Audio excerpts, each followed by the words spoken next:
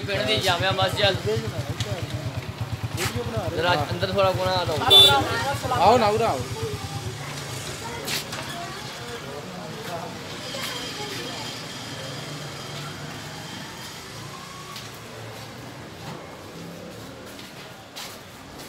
उस्ताद जी उस्ताद जी बशीर अहमद ने जरा सलाम कर दियो तुसी भी सारे भरावां वास्ते।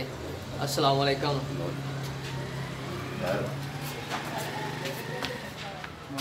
जी माशाल्लाह सुभान अल्लाह बहुत ही खूबसूरत तैयार होगी साढ़े पिंड की मस्जिद जामिया मस्जिद है।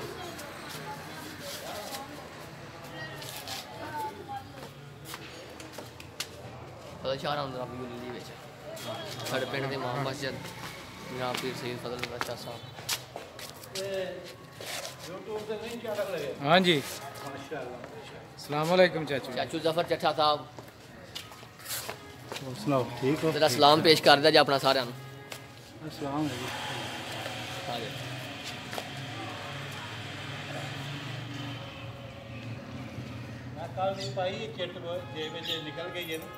ये तुसी ना चैनल सब्सक्राइब करना है। उमर चट्ठा 786 ठीक है।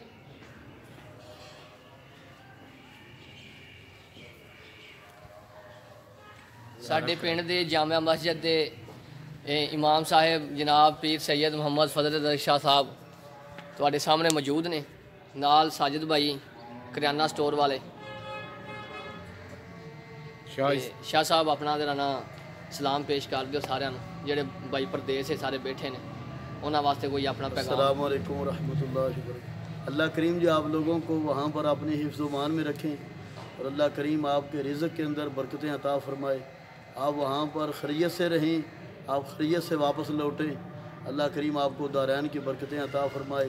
ज़मीनी आसमानी आफ़ात व बलियात से अल्लाह करीम आपको महफूज रखे। हमारी दुआएं आप करिए। आमीन आमीन। अल्लाह हाफ़िज़।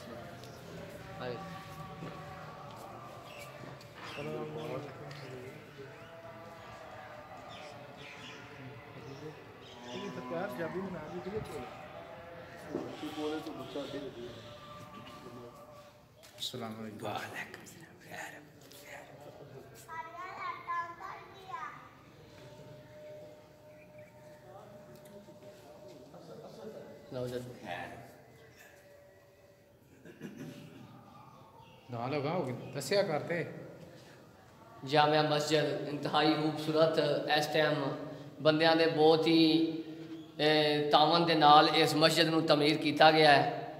इस टाइम बहुत ही खूबसूरत मस्जिद तमीर हो गई है। अल्लाह ताला इस दे विच नमाजियां की भी तादाद बहुत ज़्यादा कर दे। जिवें मस्जिद खुली है इवें नमाजी भी बहुत ज़्यादा हो जान। 2 मंजिला मस्जिद जनाब 2 मंजिला मस्जिद जनाब जामिया मस्जिद सल्लो की चट्ठा दे विच तमीर हुई है। माशाल्लाह ईद मिलादुन नबी का महीना गुजरिया, बहुत ज़ोको शौक नाल झंडियाँ लगाई गई, पूरी मस्जिद सजाई गई है। देखो सारे वीर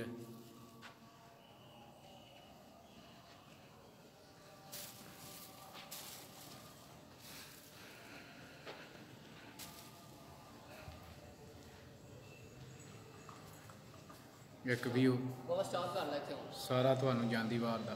हाँ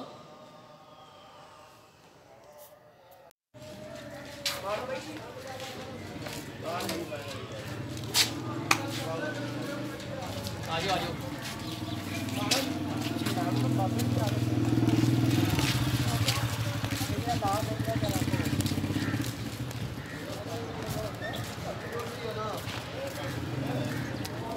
अस्सलाम वालेकुम जी। है जी साढ़े पिंड के बजुर्ग ने इस टाइम पिंड ते इन्हां दा साया कायम दायम है। जरा उन्हां दी तरफ करो, वो अपना सलाम पेश करन सारे लोगों वास्ते। सलाम जरा पेश करो जी। पूरी दुनिया में कोई दिसदे हो टीवियां उत्ते भी पूरी दिसदे हो। चाची मगल जी चट्ठा साहब जनाब लगे पे ने, जरा ये भी अपना सलाम पेश करन सारे भाइयों नूं। मिठू लुहार दी हवेली है, मिठू लुहार दी जनाब हवेली है।